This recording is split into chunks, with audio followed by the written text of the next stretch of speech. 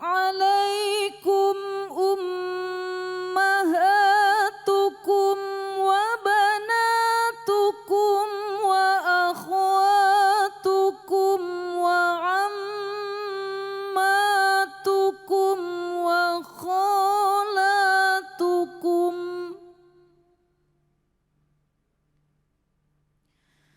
وخالاتكم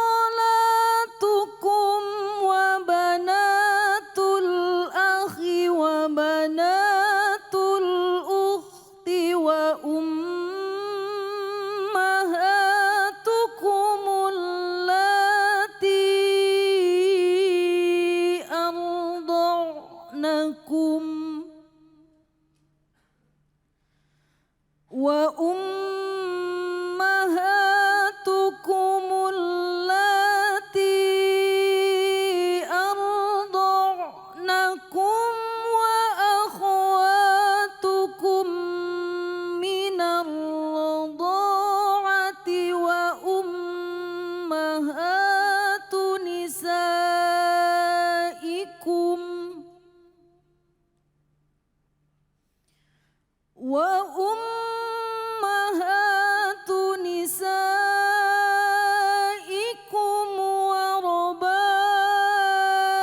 وربائبكم اللاتي في حجوركم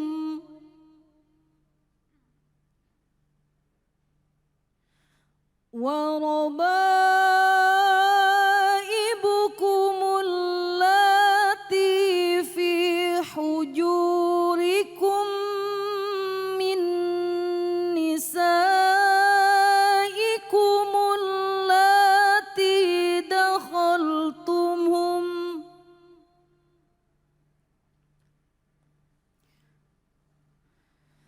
في حجوركم من نسائكم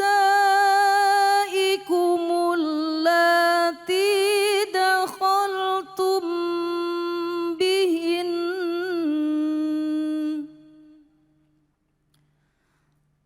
فإن لم تكونوا دخلتم بهن فلا جناح عليكم وحلائل أبنائكم الذين من أصلابكم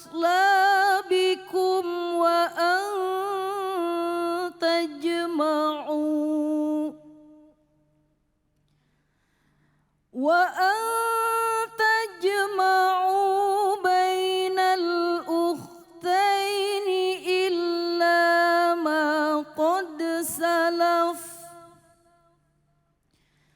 إن الله كان غفورا رحيما صدق الله العظيم. Shadaqallahul azim. Tadi Ustazah Rida Fairuz telah membacakan surah keempat dalam Al-Quran, yaitu surah An-Nisa. Ayatnya adalah ayat 23 yang menjelaskan tentang siapa saja yang tidak boleh dinikahi oleh seorang laki-laki, baik itu dari kerabat-kerabatnya dan hal-hal yang lainnya. Nah, untuk membahas lebih dalam lagi, mengkaji ayat ini, langsung saja kita simak kajiannya bersama dengan Kiai Haji Ahmad Rasidin. Fadol, silakan Kiai. Bismillahirrahmanirrahim. Assalamualaikum warahmatullahi wabarakatuh. Warahmatullahi wabarakatuh. Alhamdulillahilladzi anzala sakinata fi qulubil mu'minin liyazdadu imanan ma'a imanihim. Allahumma salli wa sallim wa barik ala nabiyyina Muhammad wa ala alihi wa sahbihi wa barik wa sallim ajma'in, amma ba'du. Ilmu hanya masuk kalau kita bahagia, maka jangan ada yang sedih yang ada di studio ini atau di masjid ini atau yang menyimak di layar televisi. Iya. Bagaimana biar bahagia? Silahkan bibirnya ditarik 2 cm ke kanan, 2 cm ke kiri selama 7 detik. Tersenyum. Celing. 1, 2, 3, 4, 5, 6, 7. Jangan ngaji sambil. Salah apa gitu ya. Baik ya. Cekaos, saya orang Jawa, to the point ya. Ya. Jadi ayat ini sejatinya satu ya, menceritakan atau memberikan tabel siapa saja yang tidak boleh dinikahi. Nikahi. Ya. Pada saat yang sama itu menggambarkan atau menerangkan tabel siapa yang boleh melihat auratnya wanita-wanita ini. Ini hati-hati ya. Kan laki-laki itu, perempuan itu nggak boleh sembarangan memperlihatkan auratnya. Ya. Misalnya kalau mudik itu kumpul keluarga besar. Ya. Tidak serta-merta mentang-mentang keluarga besar kemudian mohon maaf sembarangan membuka bajunya, membuka jilbabnya. Bisa jadi itu ada yang bukan mahram. Ya. Ingat ya, ada mahram, ada muhrim. Beda, ini ngomong istilah sedikit. Kalau mahram? Mahram itu orang yang tidak boleh dinikah. Kalau muhrim? Muhrim itu orang yang sedang ihram. Oh. Jadi kalau udah berangkat dari Madinah menuju Bir Ali pakai baju yang siap untuk ihram itu namanya muhrim. Muhrim. Jadi kalau kita ngomong, bukan muhrim, benar kita di Indonesia memang bukan muhrim. Iya. Iya, Ya. kita bukan muhrim, Ya. kita lagi nggak ihram kan? Nggak ihram. Jadi yang benar kalau secara istilah, kalau orang-orang yang boleh menikah itu namanya asal bukan mahram maka boleh nikah. Turun lagi, mumpung ingat. Kenapa Imam Syafi'i ya membatalkan fatwa Imam Syafi'i suami istri batal kalau senggolan? Iya, iya. Ya, karena istri itu bukan mahram. Kalau mahram kan nggak boleh menikah. Iya. Kenapa kemudian boleh kumpul? Karena ada akad. Iya. Ya, statusnya tetap bukan mahram. Ini alasan madhab Syafi'i. Kalau ada yang nggak ikut madhab lain ya nggak apa-apa. Ya, baik kita baca secara ringkas. Ya, mudah-mudahan dalam waktu yang sesingkat-singkatnya ini kita ingat. Ada 13 orang yang bapak-bapak khususnya ya tidak boleh menikahi wanita ini.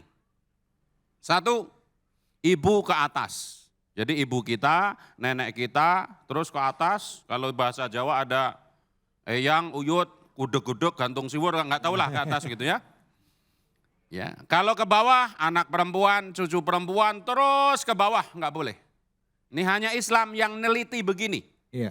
Maka kalau ada pernikahan sesama kerabat, istilahnya apa? Satu darah. Ya, satu darah. Kalau dalam sosiologi antropologi namanya apa? Incest ya. Incest. Enggak tahu lah begitu, takut Incest. salah. Incest. Incest. Ya gitulah ya, bahasa Inggrisnya pas-pasan ya. Jadi siapa yang nggak boleh kita nikahi ke atas, ibu ke atas. Sebagaimana warisan kan, ibu, nenek, seterusnya. Ke bawah juga seperti itu. Kalau ke samping, saudara perempuan. Jadi kalau kita punya saudara perempuan, secakep apapun harus diikhlaskan jadi istrinya orang lain. Dah. Iya. Kemudian siapa lagi? Saudara perempuan ayah, berarti bibi, tante, bule, ya, bude dan seterusnya, tidak boleh. Ya secakap apapun ya. Siapa lagi? Saudara perempuan ibu. Jadi ada jalur bapak, ada jalur ibu, dua-duanya enggak boleh menikah. Berikutnya siapa lagi? Anak perempuan dari saudara laki-laki, ponaan. Jadi Pak ya, punya ponaan secantik apapun, kaya ratu sejagat, tidak boleh. Meskipun bapak punya mahar misalnya gitu ya, 1 ton emas gitu ya. Ya. Mas Waluyo ya, misalnya begitu. Siapa lagi? Ya, ibu susuan. Nah kalau Nabi Muhammad punya ibu susu 2, 1 yang bisa jawab umroh bareng saya, gratis. Ibu susu Nabi Muhammad ada 2, 1 Halimatu Sa'diyah, 1 lagi Suwaibah al-Aslimah. Ibu, mari kita umroh, ya datang ke Masjidil Haram, tawaf sa'i saya bimbing gratis. Oh. Lah iyalah. Berangkatnya? Masa tiketnya saya suruh beliin juga? Kan namanya umroh gratis. Oh iya. Umroh itu mengelilingi Ka'bah 7 kali, Safa dan Marwah. Kalau tiket itu bukan bagian dari umroh secara langsung. Iya. Bisa aja ngelesnya. Bu, ini kita guyon sedikit. Sejatinya kalau lagi cahaya hati Indonesia begini itu ndredeg. Hostnya itu kandidat doktor, itu kita doakan ya. Beliau mulai hari ini sekolah doktor. Nanti berikutnya di Nemtek. Oh, Nemtek apanya? Credit title. Oh, credit title-nya itu doktor ya, Oh, insya Allah. amin, salam. Saya pernah doktor juga di sini di Ciputat ya, Ya, dokter. waktu mondok di kantor. Gitu ya. Amin, insya Allah. Kita lanjutkan. Amin, ya Allah. Yang berikutnya nomor 9, saudara-saudara sepersusuan. Ya, jadi hati-hati nih kalau ibu dulu, zaman dulu punya anak, misalkan anak pertama, ibu lagi sibuk dagang ini itu, anaknya ditinggal di rumah, ada yang nyusuin gitu, hati-hati. Ya, dipesenin benar-benar dijagain, takutnya begitu gede anak kita ganteng yang saudara sepersusuan, cakep. Jatuh cinta, itu cinta terlarang. Ya, tidak boleh. Nah, Islam itu menjaga seperti itu. Berbeda dengan naudzubillah min dzalik, agama-agama yang lain. Ya, mudah-mudahan. Kita lanjutkan, nomor 10 siapa? Nomor 10 adalah ibu dari istri. Mertua enggak boleh. Ya, secakep apapun, ya. Apalagi sampai melet mertua itu naudzubillah min dzalik.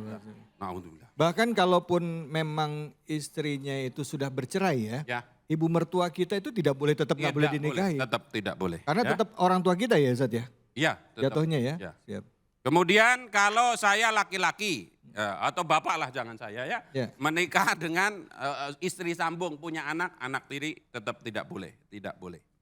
Yang ke-12 istri anak, berarti apa? Mantu. Mantu.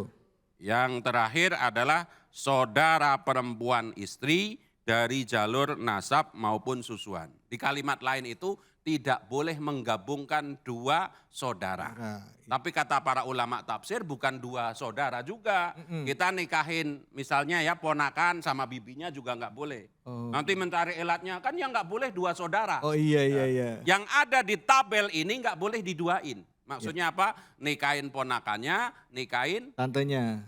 Makanya Islam itu teliti dalam hal ini agar garis keturunannya itu Tetap jelas. terjaga. Ya. Berbeda dengan kebudayaan atau peradaban lain asal suka, asal mau, bahkan naudzubillah min dzalik. Banyak yang sudah punya anak merencanakan nikahnya juga belum jelas. Padahal anaknya sudah ada. Tapi salah satu hikmah terbesar dari pernikahan itu adalah apa? Jelas. Rosidin bin Marwardi, David bin Abdul Rahim. terus ke atas, jelas Abdul Khalid nasabnya. bin Abdul Khalid. Kira-kira begitu ya, ada 13, zaman sekarang gampang. Kalau ingin ingat lagi tanya Kiai Google, klik ya, 13 orang yang tidak boleh Boleh dinikahi. dinikahi. Kling, nah keluar. Benar, ya. Saya ngikutin Mbah Google nyampe ke sini nyasar Ya, tadi. makanya tadi ya, tadi itu kan sebagai bukti bahwa jangan percaya 100% kepada Mbah Google. Betul betul Ya, betul. Ya, ya. harus ada yang lain-lainnya. Siap. Oke baik, terima kasih banyak Kiai. Aduh hampir saya sebut terima kasih Mbah Google tadi. Makasih banyak Kiai atas ilmunya. Silakan yang mau bertanya Ibu monggo. Langsung nama dan pertanyaannya. Assalamualaikum warahmatullahi wabarakatuh. Waalaikumsalam warahmatullahi wabarakatuh. Saya Ibu Yuli dari Majelis Taklim Al Munawwaroh. Ya. Saya mau nanya Pak, apakah dalam Islam ada batasan umur untuk pasangan yang ingin menikah seperti zamannya Rasulullah menikahi Aisyah lagi umur belia Pak? Baik. Saja. Assalamualaikum warahmatullahi wabarakatuh. Waalaikumsalam warahmatullahi wabarakatuh. Nikah itu dalam ibadah Islam. Nikah itu dalam Islam ibadah. Jadi kebolak-balik. Ya kan? Nikah itu dalam Islam ibadah. Ibadah. Seseorang itu terhitung ya wajib beribadah, berarti terkena 5 hukum syara, wajib, sunnah, mubah, makruh, haram kalau sudah balik. Ya. Maka usia nikah itu secara fikih, maka kalau sudah balik. Balik itu cirinya 3. Dalam kitab yang paling tipis dalam madhab syafi'i namanya kitab Safinatun Najah. Ya. Alamatul bulugi, alamat-alamatnya balik itu 3. 1 kalau perempuan menstruasi atau haid atau berdarah. Kalau laki-laki Sudah keluar. ya mengeluarkan sperma, mimpi atau asli. Ya. Ini yang ngeri sekarang itu, anak kecil umur 7 tahun nonton video porno kemudian melakukan naudzubillah min dzalik onani, keluar sperma. Bagaimana hukumnya? Padahal secara syariat begitu keluar mani jadi balik. Ya. Tadinya sholatnya nggak wajib gara-gara keluar mani. Nah ini kembali kepada itu. Jadi yang kedua, kalau usianya belum, tanda-tanda fisik nggak ada, maka kembali kepada usia 15 tahun. Tetapi kita orang Indonesia harus ingat, di Indonesia itu ada perjuangan ulama untuk melindungi pernikahan, baik laki-laki maupun perempuan, Undang-Undang Nomor 1 Tahun 76. Di situ dikatakan usia menikah ya umat Islam Indonesia karena patuh kepada itu tadi, kepada itu, maka minimal umurnya kalau perempuan 16, kalau laki-laki 19. Kalau tidak salah ada revisi ya tahun 2022, saya tidak membaca secara detail, sekarang ditingkatkan. Perempuannya 19, laki-lakinya 21. Ya. Jadi kalau kita ingin kembali ke situ, mayoritas orang Indonesia kan taat kepada hukum pemerintah. Ya. Maka kalau apakah zaman Nabi memang Ibunda Aisyah nikah umur 9 tahun, tapi nggak langsung kumpul. Ya. Ya, karena mempersiapkan segala sesuatunya. Jadi kalau mau enak ikuti saja undang-undang pernikahan. Dan termasuk setelah menikah itu laki-laki atau perempuan, khususnya perempuan dilindungi lagi oleh negara. Setelah akad nikah saya Rosidin dengan ini membaca sigot taklid untuk saya. Biar habis nikah itu terlindungi. Iya.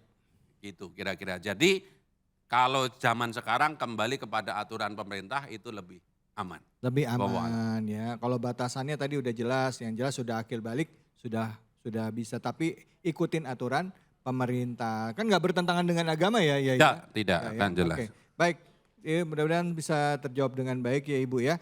Dan pemirsa, setelah ini kita akan mendengarkan lagi guru-guru kita untuk membahas tema kita ya. Antara anak, mertua, menantu ya, dan juga orang tua. Hanya di sini di Cahaya Hati Indonesia.